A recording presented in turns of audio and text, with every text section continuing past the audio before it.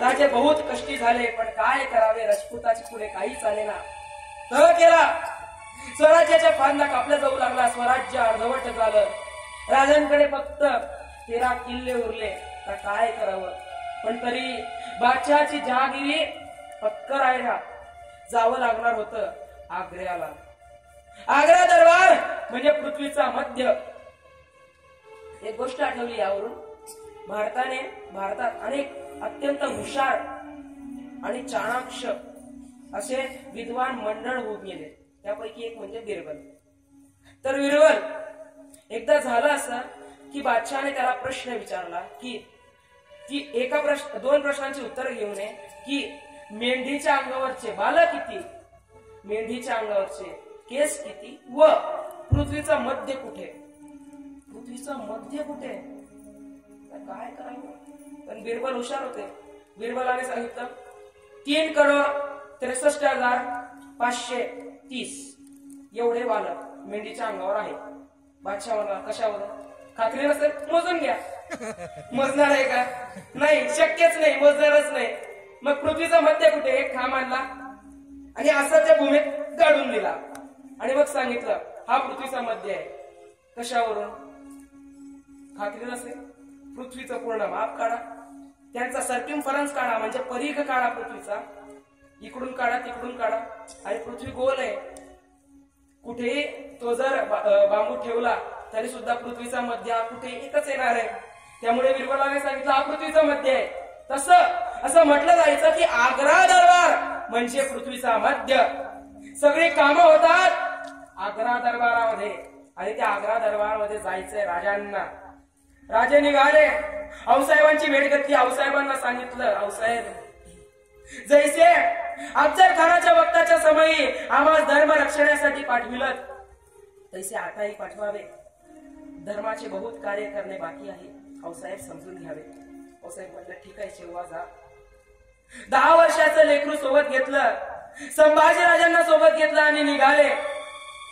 फक्त 300 मावळे त्याच्या सोबत होते आणि जायचंय मगर मिठीत भेटायला. कुणाला, क्रूर कर्मा औरंगजेबाला, ज्याने आपल्या बापालाही सख्या बापालाही ठार मारलं त्याला भेटायला. याला माणसाचं धारिष्ट्य म्हणतात. पण धारिष्ट्य असं कुठेही काम करत नाहीत बरं. आणि एखाद्या वेळेस धारिष्ट्याचं काम होणार असेल तरच ते काम करावं, धाडसीपणा दाखवावा. नाहीतर लोखंडी दरवाजा आहे आणि एखादा हडकुमर म्हणत असेल मी तोडतो दरवाजा, याला धारिष्ट्य म्हणत नाही. जर त्याने दरवाजाला, एक माणूस मला असं भेटला, दरवाजा उघडत नव्हता, लाकडी दरवाजा होता, लोखंडाचा नव्हता, लाकडी दरवाजा होता.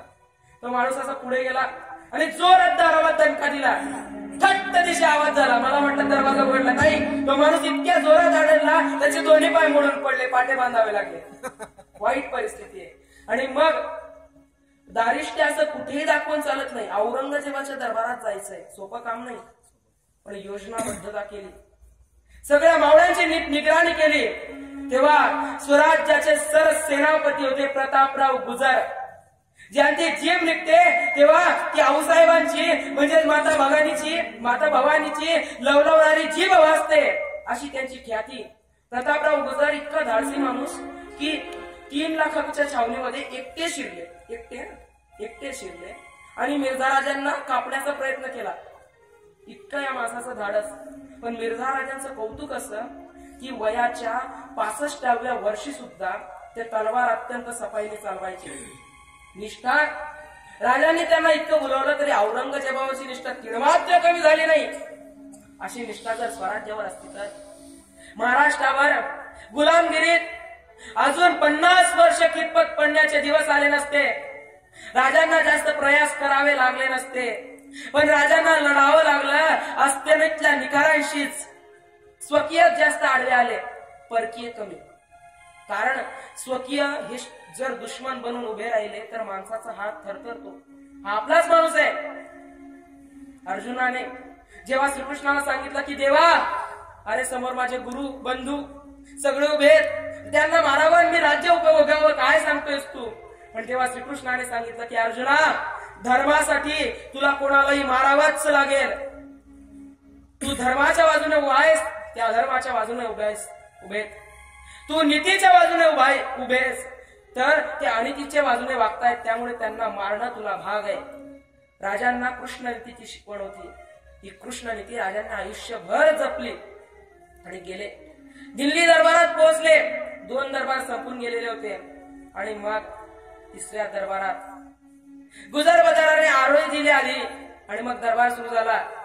औरंगजेब काय त्याचा तो दिमाग, डोळ्यात चित्त्यासारखी कांती, अंगात झाकलेला तो हिरवट झगा घातलेला होता. अंगात तलवार होती रत्नजडीत, भयंकर विषारी कट्यार होती, डोक्यावर शिरपेस घातलेला होता.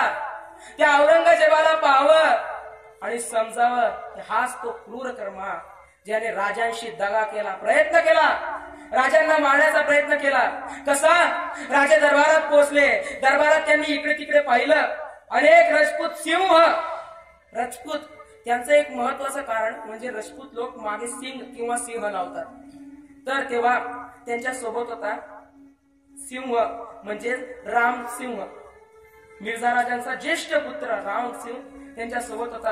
आणि राजे म्हणाले, अरे रे काय वाईट परिस्थिती आहो, हा रानडुक्कर तुमच्या समोर बसलेला आहे आणि तुम्ही माना खाली घालून उभ्या आहात. तुम्ही तर सिंह आहात, सिंहासारखे वागा, लढा. राजा मनातल्या मनात त्या राजपुतांना शिव्या देत देत औरंगजेबापर्यंत पोहोचले. आणि त्या दरबाराची एक रीत असते की वाकायचं आणि ज्या भूमीवरून औरंगजेब चालून गेला त्या भूमीला आपल्या ओठाने स्पर्श करायचा, चुंबन घ्यायचं. काय वाईट प्रथा आहे. मराठ्यांची रीत तशी नव्हती. महाराज म्हणाले, आम्ही मुजरा करू फार तर. पुढे पोहोचले आणि मुजरा केला पण औरंगजेबावरची नजर हटत नव्हती. कारण हाच तो औरंगजेब ज्याने माझ्याशी इतके दिवस लढा दिला. हाच तो औरंगजेब ज्याने त्याच्या मामुजा शास्ता खानाला पाठवलं होतं. औरंगजेबाच्या मनात सुद्धा राजांबद्दल इतकी कालवा सुरू होती. यही वो काफिर चूहा, यही वो सिवा जिसने मेरे मामुजा की उंगलियां कट कर दी, यही वो चूहा जिसने कारतलब तार को मार हो गया, यही वो चूहा जिसने अफजल खान का पेट फाड़ा. मला काहूर उठलेलं आहे पण चेहऱ्यावर मात्र चिंतेची रेष दिसत नव्हती. औरंगजेबाची भीत मनात काही असू द्या, चेहऱ्यावर वाटतं क्षणमात्र तसं वाटता कामा नाही. औरंगजेब शांतपणे राजांकडे पाहत होता. आणि मग राजांनी नेण्यात आलं पंचहजारी रांगेत. जेव्हा राजे घुसले, राजांना 3ऱ्या क्रमांकावर पुढे करण्यात आलं आणि पुढे उभा होता महाराजा जसवंत सिंग. राजांनी त्याला बरोबर ओळखलं आणि मग भर दरबारात राजे कळाले, रामसिंग. ज्या ठिकाणी दिल्ली दरबाराची एक रीत आहे, जर काही बोलायचं असेल तर तोंडाला रुमाल लावायचा. हुजूर हमें ये करना, हुजूर मोहीम काढायची तोंडाला रुमाल लावून. पण नाही, मराठी सिंह हा कधी झुकत नसतो, वाकत नसतो. वाकेल तर फक्त आई भवानी समोर, जगन्माता जिजाऊ समोर, असं कोणासमोर वाकत नसतो. औरंगजेबाला वाटलं राजांनी 3 मुजरे त्यालाच केले नव्हे. पहिला मुजरा होता जगतजननी माता तुळजा भवानीला, दुसरा मुजरा होता मासाहेब जिजाऊ साहेबांना व 3रा मुजरा होता शंभू महादेवाला की देवा मी तुला मुजरा करतोय, औरंगजेबा वाटू देऊ नकोस की तुझ्या पुढे मी झुकून चालेल. याची एक रीत होती. औरंगजेबाने ज्या ठिकाणी शिवाजी महाराज यायला लागले, प्रत्येकच दरबाराची त्याची एक रीत होती. दरवाजा असतो तो छोटा ठेवायचा की म्हणजे 5-5.5 फुटाचा माणूस त्या दरवाजातून त्याला वाकूनच जावं लागेल. जर तो माणूस 5 फुटाचा असला, दरवाजा 4 फुटाचा असतोच. आणि मग राजे जेव्हा दरबारात पोहोचले, दरबारात यायला लागले, तेव्हा राजांनी पाहिलं दरबार लहान आहे, दरवाजा लहान आहे, पण जायचं कसं. तेव्हा अनेक जण असे माना खाली घालून जात होते. पण राजा म्हणाले, नव्हे मराठी सिंह आहे, माना खाली घालून अजिबात शक्यच नाही. मराठी रक्त आहे, लवकर तापून जातं. मराठ्यांची रक्ताची डिग्री तुम्ही मोजून बघा, नेहमीच तुम्हाला कोणत्याही पुरुषापेक्षा ती जास्तच वासेल. आणि मग मराठी रक्त तापून गेलं, पण जायचं कसं. आता इथे शांत राहायला हवं, थोडं सहन करायला हवं, सहनशीलता. हिंदूंचा प्रमुख गुणधर्म. पण राजे म्हणायचे परधर्म सहिष्णुता म्हणजेच स्वधर्माबद्दल अनास्था नव्हे. राजांनी मशिदी कधीच पाडल्या नाहीत, हे एक वैशिष्ट्य. राजांनी परक्या मुलकातल्या स्त्रियांना कधीच त्रास दिला नाही, हा दाखला. राजांनी मशिदी कधीच पाडल्या नाहीत, पण एका मशिदीचं मात्र राजांनी मंदिरात रूपांतर केलं होतं, घण घाव न घालता. कारण राजे म्हटले स्वधर्म बद्दल अनास्था बाळगून चालणार नाही. त्या दरवाजाजवळ पोहोचले, जायचं कसं, सगळे मान खाली नव्हे, जाणार नाही. आणि शंभूराजे तर लहान होते, ते निघून गेले लवकर. पण राजे उंचीने मोठे, राजे मागे वाकले पण पुढे वाकले नाही. ही मराठ्यांची रीत, मराठ्यांचा माज. तेव्हाच औरंगजेबाला समजला, हा काहीतरी वेगळाच राजा आहे, याच्याबद्दल थोडा काहीतरी विचार केलाच पाहिजे. शिवा को बर्बाद करो. पण आता बोलता येणार नाही, तो दरबारात उभा आहे. मग काय, राजे दरबारात कळले, रामसिंग इधर आओ, हमसे भी आगे ये कौन खड़ा है. रामसिंग, कौन खड़ा है. राजाजी, राजाजी ऐका हो राजाजी, मुघली रीता सांभाळून बोलावे राजाजी. रामसिंग, दबून बोलायची सवय नाही आम्हाला. रामसिंग, तुम्हारे पिताजी मिर्झा राजाजी, हम और ये औरंगजेब, त्याच्या दरबारात त्याला औरंगजेब म्हणतायत. और ये औरंगजेब अच्छी तरह से जानता है कि हम कौन है. आम्ही हिंदू बादशाह, गो ब्राह्मण प्रतिपालक आणि भिकारी संस्थावाला. मागच्या रांगेत उभं केलं, कडाडले राजे संतापले आणि मग त्यांना शांत करण्यासाठी बादशाह किल्लत देत होते.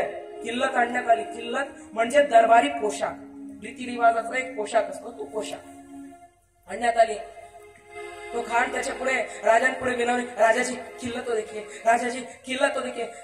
आवाज, या बादशाची किल्लत साफ नामंजूर आहे. आम्हास या बादशाची किल्लत मंजूर नाही. आणि म्हणून जे तवज्जो वळलं ते बरोबर औरंगजेबाच्या मसनदीच्या समोर पडलं आणि औरंगजेबाचा पारा सपटला आणि त्याची इथली जी नस होती ती वरती चढली आणि शिवाबद्दल कडाडून राग आला. पण राजे म्हणाले, आम्ही घाबरत नाही यांना, मराठ्यांची पोर आम्ही भिणार नाही मरणाला. साधू माणसाला एक वेळेस मरण बघा, अपमान नको. आणि अपमान करता आमचा तुम्ही भिकारी समजता होय. कडाडले भर दरबारात. आणि तेव्हाच औरंगजेब रागाचा अत्यंत तीळ पापड होत होता. पण काय करावं शिवा. आणि मग शेवटी राजे संभाजीराजांना धरलं, निघून गेले. मावडी सिंह या दरबारात कडाडला होता आणि राजपुती सिंह मात्र औरंगजेबाच्या दरबारात खाली माना घालून उभे होते. काय गीत आहे हे. राजपूत सिंह औरंगजेबाच्या पायातळीची भूमी चाखत होते, पण राजांची ती सवय नव्हती. आमच्या हिंदू धर्मात अशा अनिष्ट प्रथांना बंदी आहे पूर्णपणे.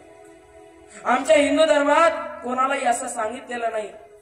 वाईट वागणूक, शिकवण या शब्दांना सुद्धा हिंदू धर्मात थारावारा लागत नाही. आणि अशा वेळी राजांना छावणीत नेण्यात आलं. राजे विचार करतायत, इथून सुटायचं कसं, बाहेर पडायचं कसं. 20 दिवस राहिले आणि मग राजांनी विचार केला की आता काहीतरी करायला हवं.